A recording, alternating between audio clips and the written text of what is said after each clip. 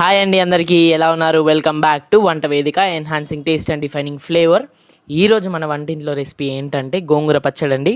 పచ్చిమిర్చితో చేసిన గోంగూర పచ్చడి extra ordinary ఉంటుందండి. ఒక్కసారి ట్రై చేసి చూడండి. ఇప్పుడు ప్రాసెస్ చూద్దాము.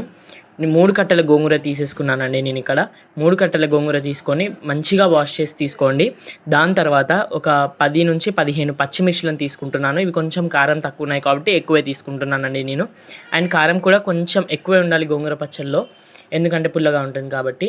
ఇక్కడ ఒక బాండి పెట్టుకొని నూనె వేయగానే పచ్చిమిర్చిలను వేసి వేయించి మూత పెట్టుకోవాలండి. ఎందుకంటే నూనె హీట్ అయితే పచ్చిమిర్చి చిల్లే అవకాశం ఉంటుంది, మొత్తం మీద పడిపోతుంది. కాబట్టి కొంచెం ప్యాన్ హీట్ అవ్వకముందే వేసేసుకొని వేయించుకోండి. దాని తర్వాత ఒక 5 to 7 మినిట్స్ తర్వాత పచ్చిమిర్చీలు ఇలా వేగుతాయండి. అప్పుడు వీటిని తీసి పక్కన ప్లేట్లో పెట్టుకొని చల్లారబెట్టుకోవాలి.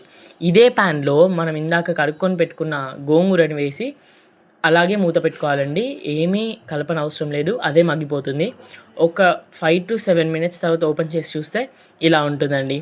దాని తర్వాత ఇప్పుడు బాగా కలిపేసుకొని మూత పెట్టుకొని దగ్గరగా అయ్యేదాకా కుక్ చేసుకోవాలండి. బాగా కలుపుతున్నాను చూడండి ఇక్కడ.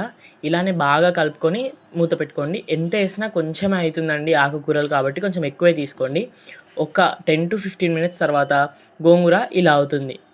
వీడియోలో చూపించిన విధంగా ప్యాన్ నుంచి గోంగూర సెపరేట్ అవుతున్నప్పుడు దీన్ని తీసి పక్కకు పెట్టుకోండి. ఇది అసలైన టెక్స్చర్. ఇలా వచ్చాక పక్కకు పెట్టుకుంటే సరిపోతుంది. ఇప్పుడు ఒక మిక్సీ జార్ తీసేసుకొని ఇందులో మనం వేయించి పెట్టుకున్న పచ్చిమిర్చిని యాడ్ చేసుకోండి. దాని తర్వాత ఒక 6 నుంచి 7 వెల్లుల్లి రెబ్బలు అండ్ ఒక చిన్న టీ స్పూన్ జీలకర్ర అండ్ మనం చల్లారబెట్టుకున్న గోంగూర వేసుకొని సరిపడా ఉప్పు వేసుకోండి. ఇందులోకి ఉప్పు ఎక్కువ అవుతుందండి, ఎందుకంటే పుల్లగా ఉంటుంది కాబట్టి. బాగా పుల్లదనం రాకుండా ఉండాలంటే కొంచెం ఉప్పు ఎక్కువగా పడుతుంది. ఇప్పుడు దీన్ని బాగా మెత్తగా గ్రైండ్ చేసుకొని తీసుకోవాలండి. దాని తర్వాత ఇప్పుడు పోపు వేసుకోవడానికి గిన్నె పెట్టుకొని అందులోకి సరిపడా నూనె వేసుకున్నాక ఒక చిన్న టీ స్పూన్ జీలకర్ర వేసి దాని తర్వాత 2 తుంచుకున్న ఎండుమిరపకాయలు వేసి కొంచెం వేగాక ఇందులోనే కరివేపాకు వేసి వేయించుకోండి. ఇది వేగాక పసుపు అండ్ ఇంగువ వేసుకోండి. ఇంగువ అనేది పూర్తిగా ఆప్షనల్, మీకు నచ్చితే వేసుకోండి, లేదంటే లేదు. ఇంక పుల్లదనం ఉంటుంది కదా గోంగూరలో, అందుకే యాడ్ చేశాను. ఇప్పుడు మనం పక్కన పెట్టుకున్న గోంగూరను వేసి కలుపుకుంటే మన టేస్టీ గోంగూర పచ్చడి రెడీ అయిపోతుందండి. పుల్లగా కొంచెం కారంగా చాలా బాగుంటుంది. ఒక్కసారి మీ ఇంట్లో ట్రై చేసి ఎలా ఉందో నాకు కామెంట్ చేయండి. సింపుల్ అండ్ ఈజీ రెసిపీ అండి, త్వరగా అయిపోతుంది.